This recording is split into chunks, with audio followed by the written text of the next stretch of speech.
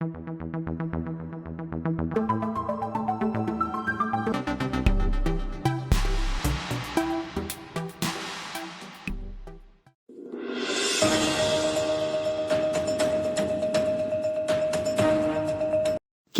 में राजधानी नैरोबी में अपनी तरह का कार्बन व्यापार सफलतापूर्वक किया गया है। सऊदी अरब की कई कंपनियों ने बुधवार को 2.2 मिलियन टन से अधिक कार्बन क्रेडिट खरीदे, क्योंकि राजधानी नैरोबी ने मेजबानी की, जिसे आयोजकों ने अपनी तरह की दुनिया की सबसे बड़ी बिक्री के रूप में बिल किया है। वृक्षारोपण या स्वच्छ खाना पकाने के ईंधन का उपयोग करने जैसी परियोजनाओं के माध्यम से उत्पन्न कार्बन ऑफसेट की मांग बढ़ने की उम्मीद है, क्योंकि कंपनियां नेट शून्य उत्सर्जन लक्ष्यों को पूरा करने में मदद करने के लिए क्रेडिट का उपयोग करना चाहती हैं। अरामको और सऊदी इलेक्ट्रिसिटी कंपनी सहित कुछ 16 सऊदी फर्मों ने प्रति मीट्रिक टन कार्बन क्रेडिट के लिए 23.50 सऊदी रियाल $6.27 का भुगतान किया। क्षेत्र के अन्य हिस्सों में संयुक्त राज्य अमेरिका ने युगांडा के लिए अपनी यात्रा सलाह को अपडेट किया है।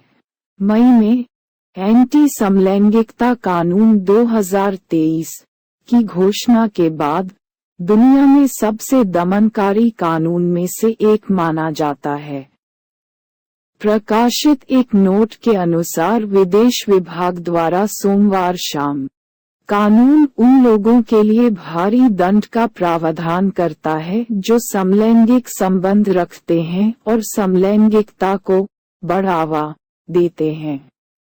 गंभीर समलैंगिकता का अपराध मौत की सजा है, एक ऐसी सजा जो युगांडा में वर्षों से लागू नहीं की गई है।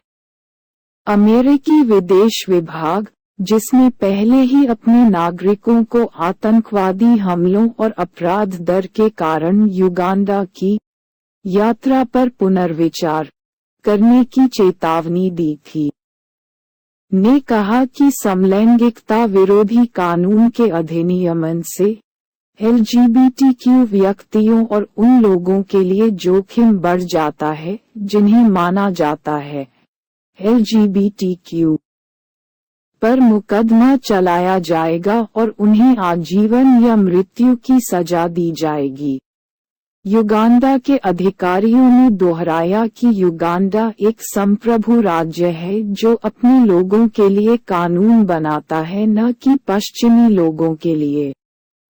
ये कहते हुए कि अमेरिकी निर्णय अपेक्षित था, युगांडा के राष्ट्रपति ने 29 मई को कानून की घोषणा की।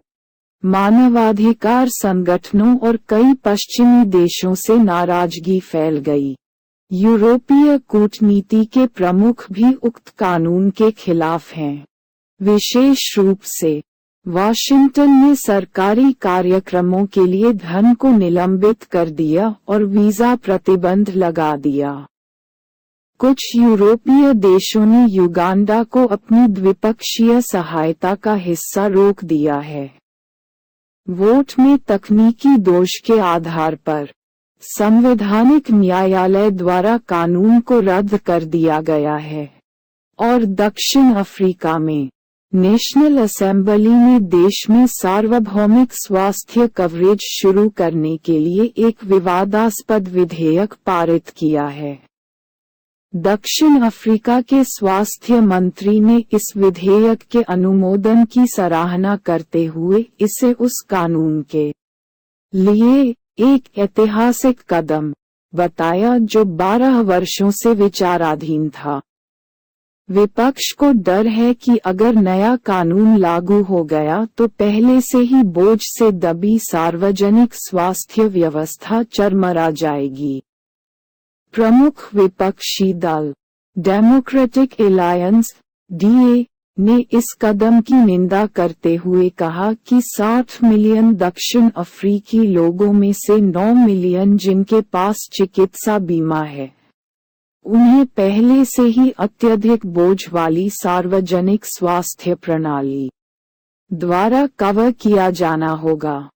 अफ्रीका की प्रमुख औद्योगिक शक्ति में सार्वजनिक अस्पताल अक्सर भीड़भाड़ वाले और कम संसाधन वाले या कम कर्मचारियों वाले होते हैं।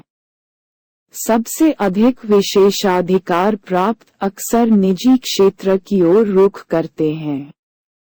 और अफ्रीका के उत्तरी भाग में सूडान में केन्याई राष्ट्रपति विलियम रूटो की क्षेत्रीय ब्लॉक विकास पर अंतर सरकारी प्राधिकरण इगाड के तहत शांति की सुविधा के लिए चौकड़ी के प्रमुख के रूप में नियुक्ति को खारिज कर दिया है। जुंटा नेता अब्देल फत्ताह अल बुरहान ने नैरोबी पर रैपिड सपोर्ट फोर्सेज (RSF) के लिए सहानुभूति रखने का आरोप लगाया, जिसके नेता मोहम्मद हमदान दागलो हेमेदती कभी उनके डिप्टी थे, लेकिन अब एक कट्टर दुश्मन है। नवीनतम बयान आया क्योंकि सूडान ने इगाड मध्यस्थता कार्यक्रम को भी खारिज कर दिया था, जिसने रूतो को 2 युद्धरत जनरलों के बीच पहली बार आमने सामने की बैठक की व्यवस्था करते देखा होगा। इगाड ने जोर देकर कहा था कि सूडान में शांति की तलाश में केन्या के नेतृत्व वाली मध्यस्थता चौकड़ी से चिपके रहेंगे, भले ही खार्टूम ने सूडानी विरोध के बावजूद प्रस्तावों को खारिज कर दिया हो। निर्णय से परिचित अधिकारियों के अनुसार 8 सदस्यीय ब्लॉक के राज्य और सरकार के प्रमुखों द्वारा औपचारिक रूप से संशोधित किए जाने तक एक आधिकारिक इगाड विज्ञप्ति में प्रचारित संकल्प लागू रहते हैं।